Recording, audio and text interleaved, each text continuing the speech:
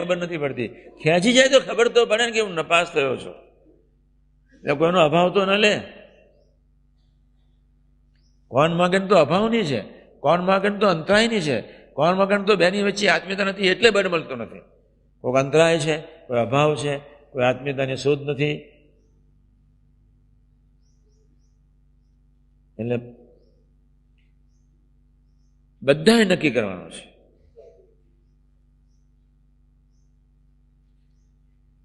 કોના બેસીને અંતરદ્રષ્ટિ કરો કે એવી કઈ વૃત્તિ છે કે જે આત્મીયતા રહેવા દેતું નથી અથવા નિશાન પાકું નથી રહેવા દેતું. અમને યોગી મહારાજે આવી કોઈ કથા શિબિરો કરી જ નથી, આટલો આગ્રહપૂર્વક વાતો કરી નથી. નક્કી જ કરી નાખ્યું હતું, નક્કી જ તું તારા સિવાય કોઈને રાજી જ નહીં કરવાના. 2 જણની મર્યાદા રાખવું. પૂર્વાશ્રમની એક માની મર્યાદા રાખતો, મનીલાલ નગીન શેઠના ફાધરની મર્યાદા રાખતો. બેનો મને હૈયા નહીં છે ગુણ. ગોરધનદાસ કોન્ટ્રાક્ટર મારા જેવા, શું બોલે ને શું ખાય એમને જ ખબર નહીં. યોગીમાની સેવા બહુ કરી. મનીલાલ શાર્પ બુદ્ધિશાળી માણસ, બહુ શાર્પ બુદ્ધિશાળી. એ વખતે આનંદની 45,000ની વસ્તીમાં આના જેવો બુદ્ધિશાળી માણસ નહોતો કોઈ. 45,000 માણસના હૈયે તોડાયેલો માણસ. જીવાભાઈ આપણા સત્સંગી મેયર મુનશી ટપલીમાં જાય ત્યારે બધા ઊંઘતા હોય અને મનીલાલ મુનશી ટપલીના ગેટમાં પગ મૂકે ને બધા એલર્ટ થઈ જાય. કેવા? પેલો સભ્ય ને પેલો મેયર. બુદ્ધિ પ્રતિભા કેવી હશે, આગવી હતી. જીવાભાઈ શું બોલે તો પછી મનીલાલને પક્ષ રાખવો પડે. મનીલાલ ક્લિયર કરે. મુસ્લિમો બેસાડીને જમાડે, સાથ આપે, વોટ મારે જવું ન પડે. બહુ બુદ્ધિશાળી માણસ, વિવેકી, સાઉન્ડ વિવેકી. કોની જોડે કેમ બોલવું ખ્યાલ આવે. આ તો આપણા જીવનનો ધ્યેય સ્પષ્ટ નથી એટલે બોલવામાં ગડબડ થઈ જાય છે.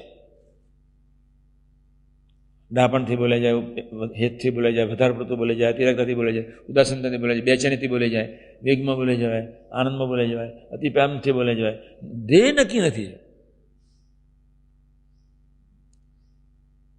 ડેસ્ટિનેશન ખૂબ ક્લિયર હોવું જોઈએ. સ્વામીએ અમને 2-5 વાર ટોક્યા, બસ. બાહુ તરત જ થોડા સૂચન કર્યા, પછી તો એને સેવવાના જ હોય, એને સંભાળવાના જ હોય, એના ગમતા વળતી જવાનું. જય સ્વામિનારાયણ, પૂરું થઈ ગયું. મનમાં અરુચિ પેદા થાય જ, મનમાં અભાવ આવે જ, મનમાં રાગ ઊભા થાય જ, મનમાં બેચેની થાય જ, મનમાં ઉદાસીનતા આવે જ, બધું જ આવે. પણ નક્કી કઈ નાખ્યું છે કે બધાને બાજુમાં રાખીને તને જ રાજી કરવાનું. તું ઉદાસ થાને, મનને કહી દીધેલું તારે ઉદાસ થવાનું છે. તારે જેટલું થવું એટલું થજે. મનને કહી દીધેલું કે તારે જેટલું ન ગમ, તારે જેટલો વિરોધ કરેલો કરજે. આ પુરુષની આજ્ઞા પહેલી ને પછી તું નક્કી કરી નાખ્યું હતું, નક્કી ગાંઠ મારેલી હતી. એકદમ કઈ નિર્દોષ થઈ જવાતા છે. ગાંઠ વાળવી પડે, ગાંઠ જીવનનું ધ્યેય નક્કી કરવું પડે.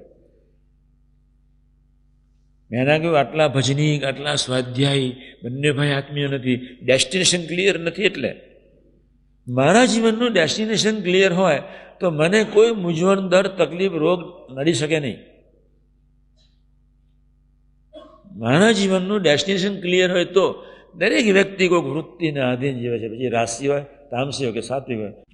નસીબદાર એટલા છે કે સૂઝ પડે છે એટલો. નસીબદાર એટલા છે કે અક્ષર પુરુષોત્તમ સનાતન અર્ચી માર્ગના પાથે બન્યા છે. બસ પથિકો એટલે આપણને કંઈ ખબર છે. બસ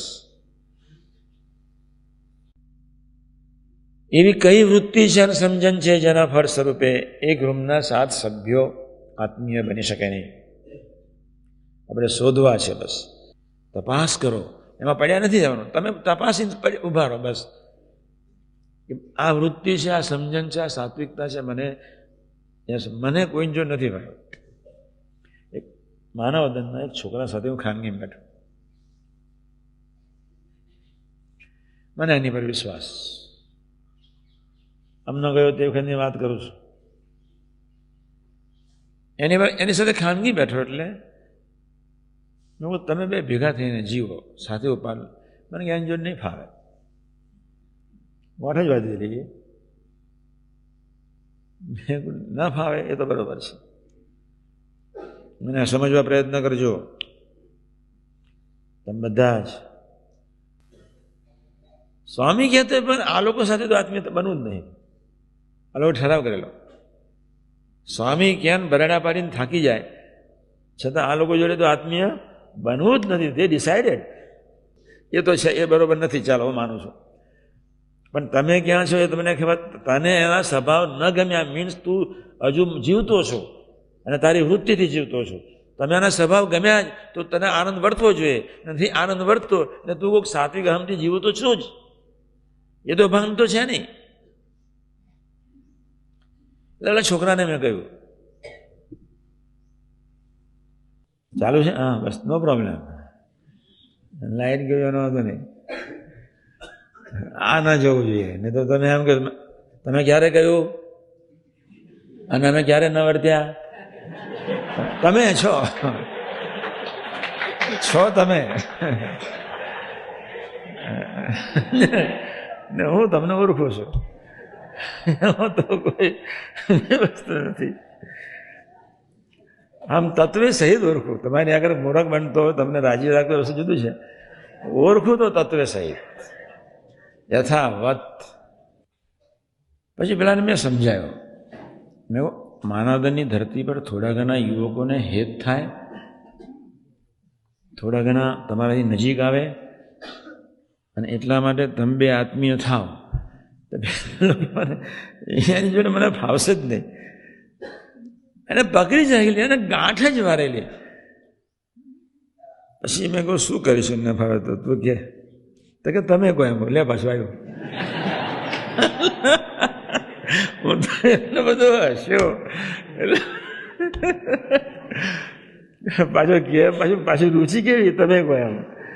પોતાનું ખરું અને તમે ખરા. એ બરોબર. મનમાં એટલું બધું હસવું આવે. મેં કહું આના ધન્યવાદ, એકદમ ધન્યવાદ. વિચારો. પછી મેં એને કહ્યું, મેં કહું તને એવું શું સ્વભાવ પ્રકૃતિ છે તું એની જોડે મિક્સ થઈ શકતો નથી. કારણ કે સ્વામીજી મેં એની સાથે રહીને કામ કરવા માટે